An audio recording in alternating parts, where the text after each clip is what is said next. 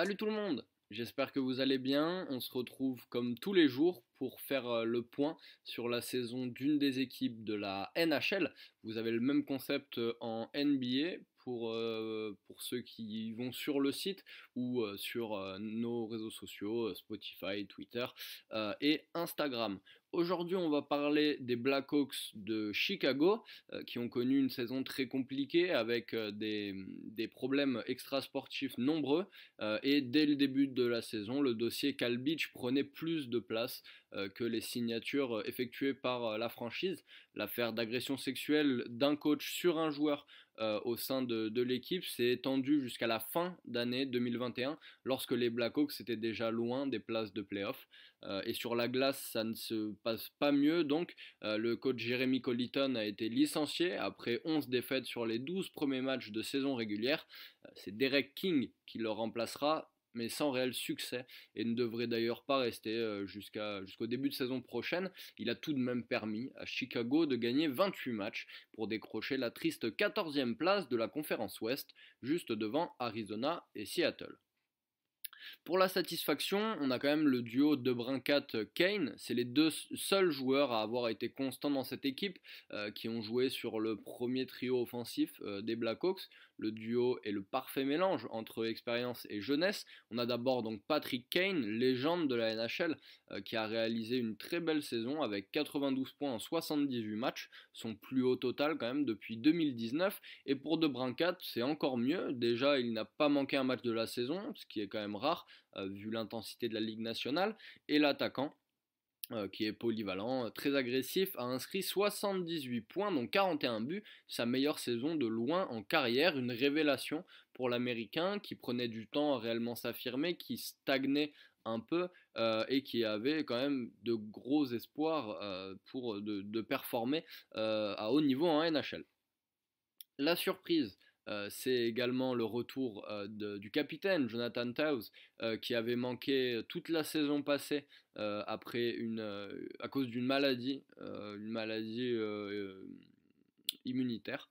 Le capitaine de la franchise, quand même depuis 2008, revenait sur la glace de l'United Center et même s'il a eu du mal à s'adapter, il a participé au développement de jeunes attaquants qu'on a vite senti comme Kirby Dash, Dominique Kubalik ou Dylan Strome qui ont fait des saisons assez intéressantes. Et malgré sa production plus que réduite, la pire en carrière dans une saison où il joue, son retour reste très encourageant. Il a d'ailleurs passé la barre symbolique des 1000 matchs cette saison, ce qui lui a offert une très belle soirée hommage devant son public avec tous ses anciens coéquipiers, Marian Hossa, Patrick Sharp, Andrew Shaw ou même Brent Seabrook. Donc c'était un bel hommage.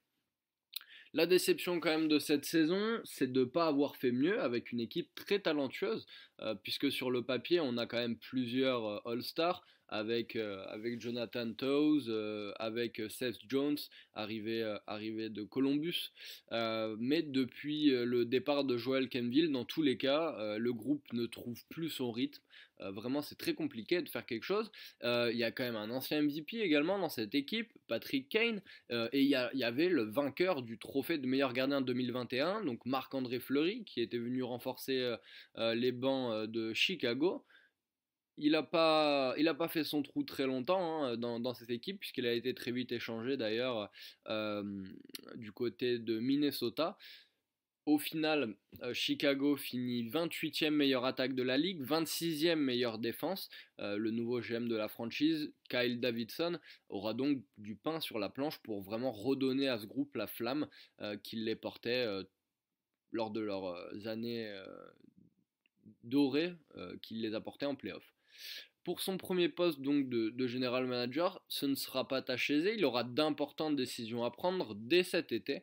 Il va avoir la responsabilité de remodeler un effectif déjà au poste de gardien. On l'a dit, Marc-André Fleury est parti à Minnesota en échange d'un second choix de draft et les deux gardiens restants, Colin Delia et Kevin Lankinen, deviendront le 16 juillet agents libres non restreints.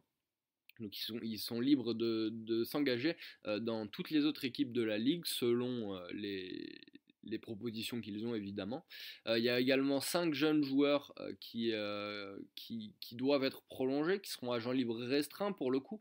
Dylan Strome, Dominique Kubalik, Kirby Dash, Caleb Jones et Philippe Kourachev. C'est assez compliqué d'envisager qu'ils vont tous rester par rapport à leurs attentes la situation actuelle de la franchise d'un point de vue salarial, puisque sur les 80 millions de cap, il y a déjà 20 millions qui sont payés chaque année au duo Jonathan Toews, Patrick Kane. Donc c'est assez compliqué.